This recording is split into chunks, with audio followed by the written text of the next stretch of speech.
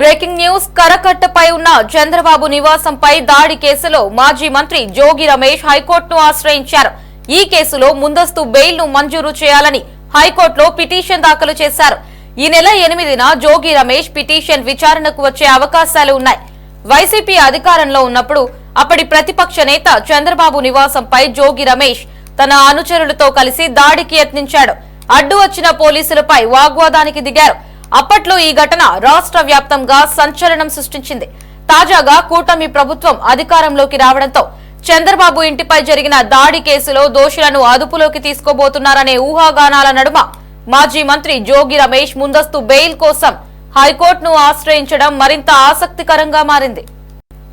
ఇక జోగి రమేష్ ముందస్తుగా హైకోర్టును ఆశ్రయించారు బెయిల్ కోసం. దీనికి సంబంధించి మరింత సమాచారాన్ని మా బ్యూరో చీఫ్ రామకృష్ణ అందిస్తారు. రామకృష్ణ, చెప్పండి. లహరి ఉండవల్లిలో ఉన్నటువంటి చంద్రబాబు నివాసంపై గత ప్రభుత్వ హయాంలో మాజీ మంత్రి జోగి రమేష్ తన అనుచరులతో కలిసి దాడికి పాల్పడే ప్రయత్నం చేశారు. అయితే పెద్ద ఎత్తున తన అనుచరులను తీసుకొని కరకట్ట మీద ఉన్నటువంటి చంద్రబాబు నివాసం వద్దకు వెళ్ళటంతో అక్కడ తెలుగుదేశం శ్రేణులు ఒకసారిగా అడ్డుకోవటం జరిగింది. అయినప్పటికీ కూడా తన అనుచరులతోటి అక్కడ వాగ్వాదానికి దిగి గందరగోళ వాతావరణాన్ని జోగి రమేష్ ఆ రోజు సృష్టించడం జరిగింది. అప్పట్లోనే తెలుగుదేశం పార్టీ నేతలు జోగి రమేష్ వ్యవహార శైలి మీద పోలీసులకు ఫిర్యాదు చేసినప్పటికీ కూడా కనీసం ఎవరూ పట్టించుకున్నటువంటి పరిస్థితి ఉంది. ప్రస్తుతం తెలుగుదేశం పార్టీ ఎన్డీఏ ప్రభుత్వం అధికారంలోకి వచ్చిన తర్వాత ఆ కేసుకు సంబంధించి ఎవరైతే ఆ రోజు ప్రధానంగా జోగి రమేష్ తో పాటు కొంతమంది అనుచరులు అక్కడ హడావులు చేశారో వాళ్ళందరి మీద కేసులు నమోదై ప్రస్తుతం వాళ్ళందరినీ కూడా అరెస్ట్ చేయబోతా ఉన్నారన్నటువంటి పరిస్థితిలో ఉన్నటువంటి నేపథ్యంలో ప్రస్తుతం జోగి రమేష్ ముందస్తు బెయిల్ పిటిషన్ ను హైకోర్టులో దాఖలు చేయడం జరిగింది. బహుశా ఈ నెల 8వ తారీఖున ఈ పిటిషన్ కోర్టు విచారణకు వచ్చే అవకాశాలు అయితే కనిపిస్తా ఉన్నాయి. ఈ నేపథ్యంలో ఆయన్ను అరెస్ట్ చేస్తారా, అరెస్టుకు ముందస్తుగా ఆయన బెయిల్ దాఖలు చేసుకోవడం జరిగింది. ప్రస్తుతం అయితే హైకోర్టు పరిధిలో ఈ బెయిల్ కి సంబంధించినటువంటి విచారణ నేపథ్యంలో ఏం జరగబోతుంది అనేది ప్రస్తుతం అయితే చర్చ నడుస్తా ఉంది. బహుశా ముందస్తు బెయిల్ హైకోర్టు ఇస్తుందా లేదంటే మంజూరు చేయకుండా తిరస్కరిస్తుందా అనేది ప్రస్తుతం అయితే అందులో కూడా చర్చ జరుగుతూ ఉంది.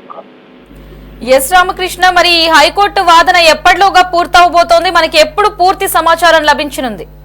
8వ తారీఖు దీనికి సంబంధించి విచారణ జరగబోతా ఉంది. ఈ విచారణ సంబంధించి మరి హైకోర్టు న్యాయస్థానం బెయిల్ ఇవ్వాలా వద్దా అన్న దాని మీద ఒక నిర్ణయాన్ని వెల్లడించే అవకాశం అయితే కనిపిస్తా ఉంది. ఏదేమైనప్పటికీ కూడా ఆ రోజు రాష్ట్ర వ్యాప్తంగా ఈ ఘటన సంచలనం రేకెత్తించింది. పెద్ద ఎత్తున తెలుగుదేశం పార్టీ శ్రేణులు కూడా ఈ ఘటనను తీవ్రంగా ఖండించినటువంటి పరిస్థితి ఉంది.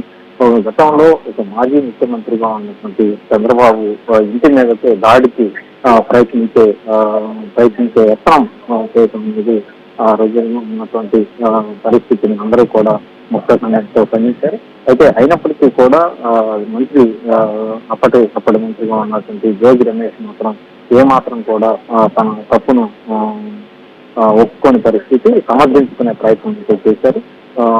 ఉన్న రాజకీయ కోణంలో కనుక మనం చూసుకున్నట్లయితే ఒక మాజీ ముఖ్యమంత్రి ఇంటి మీదకు తన అనుచరులతో కలిసి దాడికి వెళ్తాం అనేది ఏమాత్రం కూడా సహేతుమైంది కాదు. ఎటు పరిస్థితిలో కూడా ఈ ఘటన మీద చర్యలు తీసుకోవాల్సినటువంటి పరిస్థితి ఉన్నప్పటికీ కూడా ఆ రోజు ఉన్నటువంటి ప్రభుత్వం కనీసం ఆ కేసును పట్టినట్టుగా వదిలేయటం జరిగింది. అదే కాదు, తెలుగుదేశం పార్టీ కార్యాలయం మీద దాడి ఘటన కూడా అప్పట్లో మనం చూసాం. ఏమాత్రం కూడా డీజీపీ ఆఫీస్ కోట దూరంలో ఉన్నటువంటి ఒక కార్యాలయం మీద దాడి జరిగినప్పటికీ కూడా కనీసం ఎవరు స్పందించినటువంటి పరిస్థితిని మనం గత 5 ఏళ్లుగా చూసాం. ప్రస్తుతం ఆ కేసు కూడా అరెస్టులో కొనసాగుతుంది.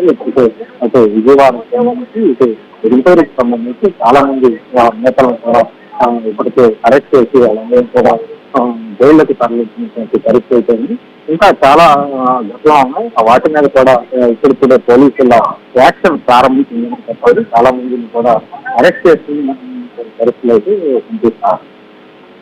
Right Ramakrishna, thanks for the update.